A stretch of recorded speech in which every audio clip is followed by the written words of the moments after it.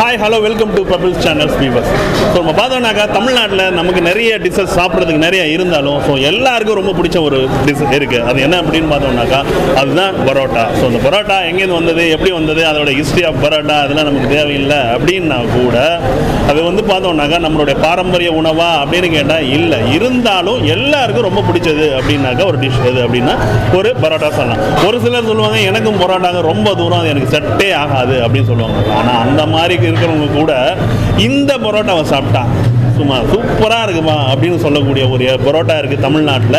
விருதுநகர்லேருந்து நீங்கள் தென்னிந்தியாவுக்குள்ளே எங்கே சுற்றினாலும் சரி இந்த பரோட்டாவுக்கு ஈடு இணை இல்லை அப்படின்னே சொல்லலாம். அது எந்த கடை அப்படின்னாக்கா நம்ம தென்காசியில் இருக்கிற பார்டர் பரோட்டா, ரஹமத் பார்டர் பரோட்டா. அதை தான் நம்ம இந்த எபிசோடில் பார்க்க போகிறோம். பரோட்டா எப்படி இருக்குது, அவங்க செய்கிற அந்த நாட்டுக்கோழி எப்படி இருக்குன்னு பார்த்துட்டு வரலாம் வாங்க.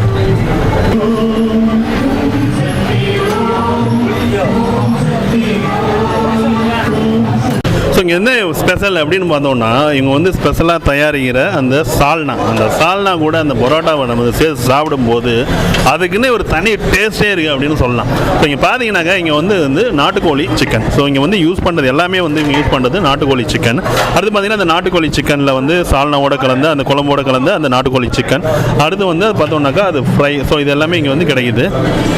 அந்த நாட்டுக்கோழி இருக்குது பார்த்தீங்களா, அந்த நாட்டுக்கோழியை வந்து அந்த சால்னாவில் இருக்கிறத அப்படியே எடுத்து அந்த விரவு அடுப்பில் இருக்கிற அந்த தோசைகளில் போட்டு அப்படியே கொஞ்சம் அதில் எண்ணெயை ஊற்றி அப்படியே மிக்ஸ் பண்ணி பார்த்தோன்னு வச்சிங்களேன், அதை பார்க்கும்போதே பார்த்தா அதோட இம்மிடியேட்டாக சாப்பிடணும் அப்படின்ற ஒரு ஃபீல் தான் வரும். ஸோ அது கூட வந்து நம்ம அந்த பரோட்டாவையும் சேர்த்து சாப்பிட்றப்போ இருக்குது பார்த்தீங்களா ஒரு டேஸ்ட்டு, அது என்னன்னு சொல்ல முடியாது. அது ஒரு வேறு லெவல் அப்படின்னே நம்ம சொல்லலாம். இப்போ பார்த்தோம்னாக்கா இங்கே வந்து குற்றாலத்தில் அதிகமாக குளிக்க வருவாங்க. குற்றாலத்தில் குளித்தா நம்மளோட உடல் களைப்பு தீருன்னு சொல்லுவாங்க. ஸோ அது மட்டும் இல்லாமல் நல்லாவே பசி எடுக்கும் அப்படின்னு சொல்லுவாங்க. அப்போது நம்ம நேராக வர வேண்டிய இடம் எது அப்படின்னு பார்த்தீங்கன்னா நம்ம பார்டர் கடை ரஹமத் பரோட்டா தான். நம்ம பரோட்டானா எப்படின்னு இருக்கும் அப்படின்னா, நான் வேலை செஞ்சுக்கிட்டே இருக்கேன், நீ கேட்டுக்கிட்டே இருப்பா, நான் சொல்லிக்கிட்டே இருக்கேன் அப்படின்னு சொல்கிறாரு நம்ம அண்ணன். ஸோ பரோட்டா எப்படி இருக்கும் அப்படிங்கிறத நம்ம கேட்டு பார்ப்போம். ஒரு நல்ல பரோட்டா அப்படின்னா என்ன நினைக்கிறீங்க, எப்படி இருக்கணும்னு நினைக்கிறீங்க? மக்கள் விரும்பி ரெண்டாவது வரணும், அந்தளவுக்கு இருக்கணும். ஸோ ஒரு பரோட்டா வந்து எப்படி வந்து நல்லா இருக்கணும்னா என்னென்ன சேர்க்கணும்? இல்லை எதுவுமே சேராது, பரோட்டா தான் நம்ம பக்குவங்கள் தான் எல்லாமே. பொதுவாக சொல்லுவாங்க எவ்வளோ நம்ம விசிறோமோ அந்த அளவுக்கு போட்டால் சாப்பிட்டா. ஆமாம், எந்த அளவுக்கு விசிறி எந்த அளவுக்கு பக்குவமாக எடுக்கிறோமோ அதில் தான் இருக்குது டேஸ்ட். பார்த்தா ரொம்ப பிஸியாக இருந்துட்டு இருக்காங்க. ஸோ இப்போ பார்த்தீங்கன்னாக்கா ஒரு பரோட்டா அப்படின்னாலே அவங்களுக்கு வந்து எவ்வளோ எந்த அளவுக்கு நம்ம வந்து அந்த பரோட்டாவை விசிறோமோ அந்த அளவுக்கு அந்த பரோட்டாவை எடுக்கும்போது சாஃப்டாக இருக்கும் அப்படின்னு பொதுவாக சொல்லுவாங்க. அந்த கடையில் நீங்கள் பார்க்கும்போதே தெரியும் அதோட பரோட்டாவோட தன்மை எப்படி இருக்கும், எப்படி அப்படி ரொம்ப சாஃப்டாக இருக்குது அப்படிங்கிறதும். ஸோ இங்கே பார்த்தோன்னா அது மட்டும் இல்லாமல் அவங்க வந்து அந்த பக்குவத்தில் எடுக்கிறதும் அது ரொம்ப முக்கியம். ஒரு பரோட்டாவை எடுத்து அப்படி அந்த இதில் போட்டுட்டு ஒரு 2 தட்டு இப்படி ஒரு 2 தட்டு மேலே ஒரு 2 தட்டு தட்டும்போது அப்படி ஒரு பஞ்சு மாதிரி ஒரு பறக்கும் பார்த்தீங்களா, அதுதான் சூப்பர் பரோட்டா அப்படின்னு அண்ணன் சொல்கிறாரு. இப்போ வாங்க இன்னும் என்னென்ன இந்த கடையில் இருக்குது அப்படிங்கிறத நம்ம பார்க்கலாம். பார்டர் ரஹமத் பரோட்டாவோட உரிமையாளர் அவங்கள்ட்ட வந்து இந்த கடையை பற்றின டீட்டெயில்ஸ் என்ன அப்படிங்கிறத நம்ம கேட்டு பார்ப்போம். வணக்கம் ஐயா, உங்கள் பேர்? என் பேர் கனி. ஸோ இப்போ பார்த்தீங்கன்னாக்கா உங்கள் பரோட்டா அப்படிங்கிறது இந்த மலேசியா, சிங்கப்பூர் இந்த மாதிரி அகில உலகம் எங்கே ரொம்ப பிரபலமாக இருந்துகிட்டு இருக்கு இந்த பார்டர் கடை ரஹமத் பரோட்டா. ஸோ இந்த ரஹமத் பரோட்டா எப்படி உருவானது, யார் இதை உருவாக்கியது? அப்பா காலத்தில் உருவாக்குனது. அப்பா காலத்தில் உருவாக்குனது. சரி, 72 1972 அப்பா காலத்தில் உருவாக்குனது. அப்பா பேர்? அப்பா பேர் முகமது ஹசன். ஸோ முகமது ஹசன் அப்படின்றது வந்து 1972 இந்த கடையை வந்து நிறுவிருக்காங்க. ஸோ அதுக்கப்புறம் நீங்கள் இப்போ இந்த கடையை வழி நடத்திட்டு வரீங்க. ஸோ இந்த கடையில் வந்து பரோட்டா எவ்வளோ சிறப்பாக இருக்கிறதுக்கு, அந்த கோழி சால்னா சிறப்பாக இருக்கிறதுக்கு என்ன காரணம்னு நீங்கள் நினைக்கிறீங்க? நாங்கள் நாட்டுக்கோழி போடுறோம். சரிங்க. நாட்டுக்கோழி சால்னா எல்லாமே. சால்னா அந்த சால்னாவோட டேஸ்ட் ஏன் மற்ற இடத்துல நான் வரும்போது அந்த பஸ்ஸில் அந்த டேனிங்கில் திரும்பும் போதே ஒரு ஸ்மெல் இருந்தது. அப்படியே உண்மையாக நான் வந்து ஏற்கனவே நான் நிறைய படிச்சிருக்கேன் இந்த மாதிரி ரஹமத் பரோட்டா பற்றி. ஸோ ஆனால் வந்து உண்மையாக அந்த டேனிங்கில் திரும்பும் போது ஒரு ஸ்மெல் அடிச்சது. அதுக்கான என்ன காரணம்னா மசாலா எல்லாம் அரைச்சி, மசாலா எல்லாமே அரைச்சி பொடியாக போடுறது கிடையாது. பொடியை போடுறது கிடையாது, அரைச்சி மசாலா.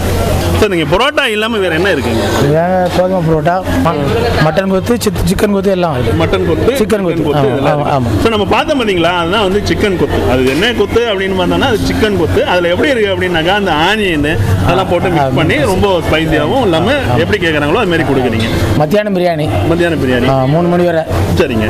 12 மணிக்கு ஆரம்பி 3 மணி வரை பிரியாணி. சரிங்க. இப்போ வந்து காலையில் நீங்கள் எத்தனை மணிக்கு கடை 12 மணிக்கு ஆரம்பிக்குது. 12 மணிக்கு நீங்கள் வந்து குத்தாலத்துக்கு காலையில் வந்து அப்படியே காலையிலேருந்து ஃபுல்லாக குளிச்சுட்டு ஒரு 12 மணி 1 மணி நீங்கள் வந்தீங்கன்னா சூப்பராக பரோட்டா சாப்பிடலாம். பிரியாணி பரோட்டாவும் பிரியாணியும் சேர்த்து சாப்பிடலாம்.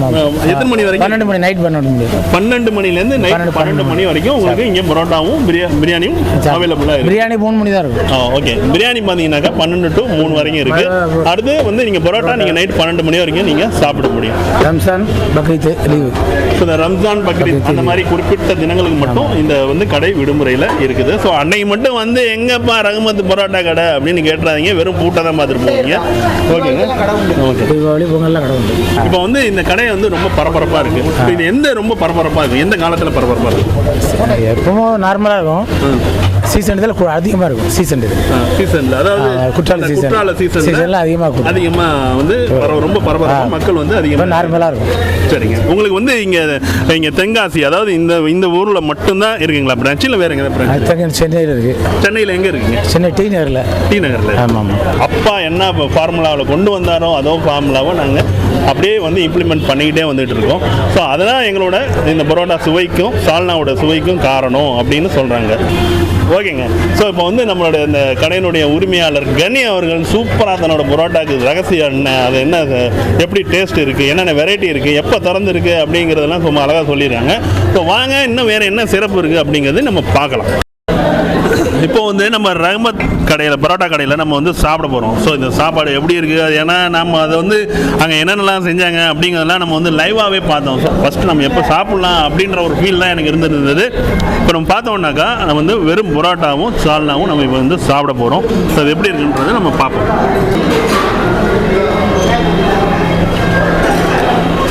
இந்த பரோட்டா எப்படி இருக்குது தெரியுங்களா? சாப்பிடும் போதே சும்மா சொடக்கு மேலே சொடக்கு போடுது. சும்மா மனசு அப்படியே அவ்வளோ சூப்பராக இருக்குது. ஏன்னாக்கா இதில் வந்து பார்த்தா ரொம்ப கிரிப்ஸியாகவும் சாஃப்டாகவும் இருக்கிற ஒரு பரோட்டா. இதில் பார்த்தோன்னாக்கா இது வந்து பார்த்தீங்கன்னா 65 மசாலா கிரேவி. ஸோ இங்கே பார்த்தா நான் உண்மையிலே ரியலி அதாவது நம்ம இப்போ இருக்கிற நம்ம கனிபாயோட அத்தா வந்து ரொம்ப சூப்பரான ஒரு மசாலாவை ரெசிபீஸை நம்ம மக்களுக்காகவே கண்டுபிடிச்சி அவர் கொடுத்துட்டு போயிருக்காரு. ஸோ ரொம்ப நல்லா இருக்குது பரோட்டா. பரோட்டாவில் பார்த்தோம்னாக்கா அந்த காரம் அப்படின்லாம் ஒன்றும் சொல்ல முடியாது. ஸோ அந்த அளவுக்கு ரொம்ப மீடியமாக இருக்கிறது தான் இந்த காரம் அதெல்லாம் நல்லா இருக்குது. இப்போ பார்த்தோன்னா நம்ம வந்து வெறும் பரோட்டா தான் சாப்பிட்டோம். இந்த வெறும் பரோட்டாவுக்கு சொடக்கு மேலே சொடக்கு போட சொன்னோம். ஸோ பார்த்தீங்கன்னா இவ்வளோ வெரைட்டிஸ் இருக்குது. இப்போ பார்த்தோம்னாக்கா இங்கே ஆம்லேட்டு. ஸோ அடுத்தது பார்த்தோம்னாக்கா இங்கே வந்து காடை. அதாவது அப்போ வந்து 1956 வந்து இது கேரளாவோட சேர்ந்து இருக்கிறப்போ அத்தா வந்து இந்த கடையை தொடங்கும் போது இதை வந்து கன் சிக்கன் அப்படின்னு சொல்லுவாங்க. இப்போ தான் வந்து லெக் பீஸ்ன்னு சொல்கிறாங்க. அதான் நீங்கள் சொல்லுங்கள், இந்த சிக்கனில் வந்து இது என்ன, இது எந்த மாதிரி? இது பெப்பர் போட்டு ஃப்ரை பண்ணது. ஓகே.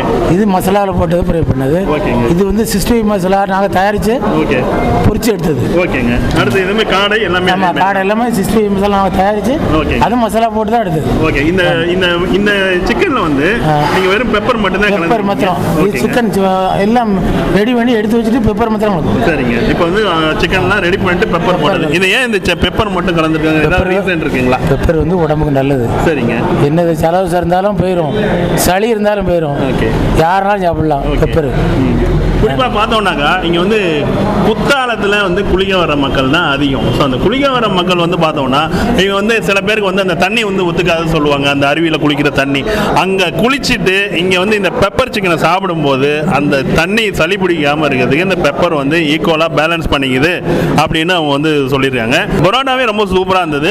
ஸோ அடுத்ததாக பார்த்தோன்னா இந்த சிக்கன் அப்படின்னு பார்த்தீங்கன்னா இதோட டேஸ்ட் எப்படி இருக்குன்னா, வெறும் நம்ம சிக்கன் இருக்குது பார்த்தீங்களா, ஒரு நாட்டுக்கோழியை நல்லா வந்து அவிச்சிட்டு அதாவது இந்த பாயில் பண்ணி அதில் கொஞ்சம் மசாலா மிக்ஸ் பண்ணிவிட்டு அப்புறம் அந்த சிக்கனை எடுத்து வெறும் பெப்பர் மட்டும் மிக்ஸ் பண்ணால் எப்படி இருக்குமோ அந்த மாதிரி ஒரு டேஸ்ட் இருக்குது. இதில் வந்து அதிகமாக வந்து இந்த பெப்பரோட டேஸ்ட் வந்து இதாக இருக்குது. இந்த பரோட்டாவுக்கும் இந்த பெப்பருக்கும் ரொம்ப சூப்பராக இருக்குதுன்னு நினைக்கிறேன். நீங்களும் வந்தீங்கன்னாக்கா இங்கே பார்டர் கடை, அதாவது நம்ம தென்காசி பக்கத்தில் இருக்கிற நம்ம ரஹமத் பார்டர் கடை, ரஹமத் பரோட்டா கடைக்கு நீங்கள் வந்து குத்தாலத்துலேருந்து 4 கிலோமீட்டர். குத்தாலத்துலேருந்து 4 கிலோமீட்டர். தென்காசி 4. குத்தாலத்துலேருந்து நீங்கள் தென்காசி 4 கிலோமீட்டர் தான். 4 கிலோமீட்டரில் இங்கே தென்காசி போகண்டா நேராக ஷார்ட்டாக வந்துடலாம். ஷார்ட்டாக வந்துடலாம். ஓகேங்க. Hi hello welcome to bubbles channels viewers. So ஈரோட்டில் நிறைய வெரைட்டியாக ஃபுட் வந்து கிடைக்குது. ஸோ இங்கே பார்த்தோம்னாக்கா வெஜ்ஜுக்கும் நிறைய ஹோட்டல்ஸ் இருக்குது, நான்வெஜ்லேயும் நிறைய ஹோட்டல்ஸ் இருக்குது. ஸோ என்ன தான் வந்து மீல்ஸ் அப்படின்னு இருந்தால் கூட, மீல்ஸ் பிரியாணி இருந்தால் கூட, ஸோ பரோட்டா அப்படிங்கிறது இந்த ஊரில் ரொம்ப ஃபேவரட்டான ஒரு ஃபுட்டாக இருக்குது. இங்கே வந்து பிரேக்ஃபாஸ்ட் இல்லாமல் லஞ்ச் டின்னர் கூட இங்கே வந்து பரோட்டா சாப்பிட்றாங்க. ஸோ அந்த மாதிரியான ஒரு சூப்பரான ஒரு பரோட்டா ஸ்டால் ஈரோட்டில் இருக்குது. அதுதான் வந்து கொங்கு பரோட்டா ஸ்டால். ஈரோட்டில் கொங்கு பரோட்டா ஸ்டால் எங்கே இருக்குது அப்படின்னு பார்த்தோம்னாக்கா இந்த பெருந்துறை ரோடு இருக்குது பார்த்தீங்களா. ஸோ அந்த பெருந்துறை ரோட்டில் KMCH ஸ்பெஷாலிட்டி ஹாஸ்பிட்டல் இருக்குது. ஸோ அதுக்கு நேராக ஆப்போசிட்டில் இருக்குது. ஸோ நீங்கள் அந்த மெயின் ரோட்டில் நீங்கள் வந்தீங்கனாலே தெரியும். ஸோ கொங்கு பரோட்டா ஸ்டால் எங்கே கேட்டாலே எல்லாருக்குமே தெரியும். ஸோ அந்த அளவுக்கு ஈரோட்டில் ரொம்ப ஃபெமிலியரான ஒரு பரோட்டா ஸ்டால் தான் நம்ம கொங்கு பரோட்டா ஸ்டால். ஸோ இந்த கொங்கு பரோட்டா ஸ்டாலில் என்னென்ன வெரைட்டி ஆஃப் பரோட்டா இருக்குது, ஸோ அதோட ப்ரைஸ் என்ன, அதோட டேஸ்ட் என்ன அப்படிங்கிறத இந்த எபிசோட் ஃபுல்லாக நம்ம பார்க்க போகிறோம். ஸோ வாங்க கொங்கு பரோட்டா ஸ்டாலில் ஒரு விசிட் பண்ணிட்டு வரலாம்.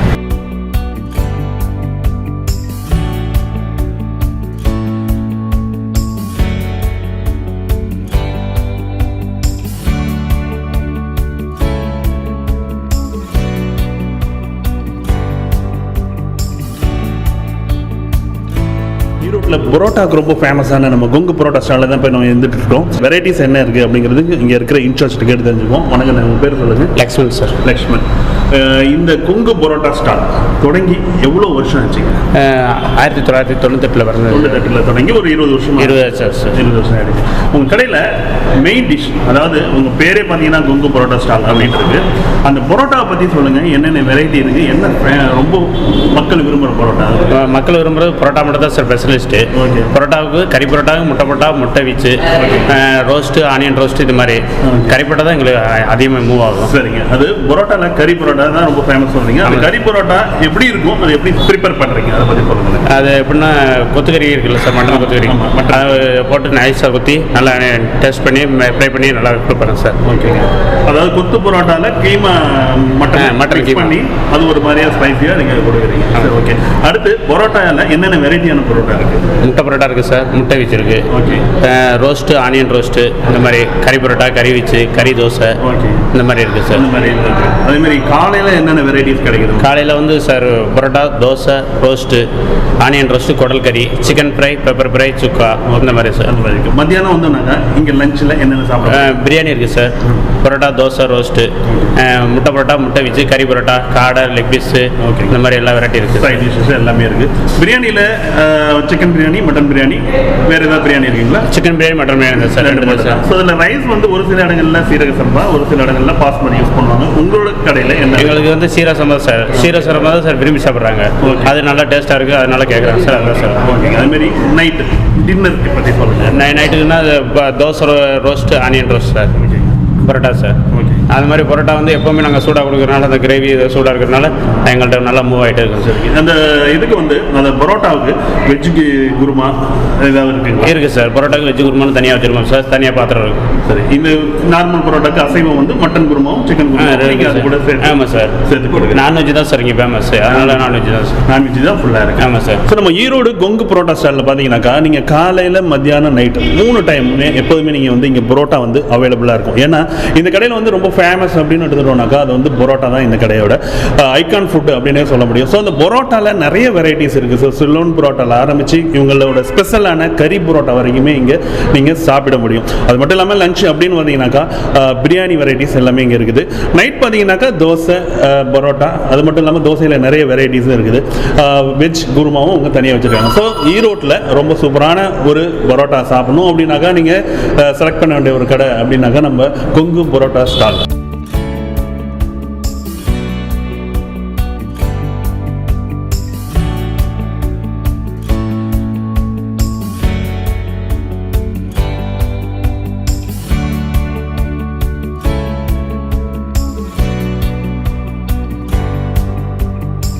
எபிசோட் ஃபுல்லாக நீங்கள் வந்து இந்த ஈரோடு கொங்கு பரோட்டா ஸ்டாலில் என்னென்ன வெரைட்டி ஆஃப் பரோட்டாஸ் இருக்குது, ஸோ அந்த கிச்சனில் எப்படியெல்லாம் அந்த பரோட்டா ப்ரிப்பேர் ஆகுது, ஸோ அப்படிங்கிறதெல்லாம் நம்ம சூப்பராக பார்த்துருக்கோம்.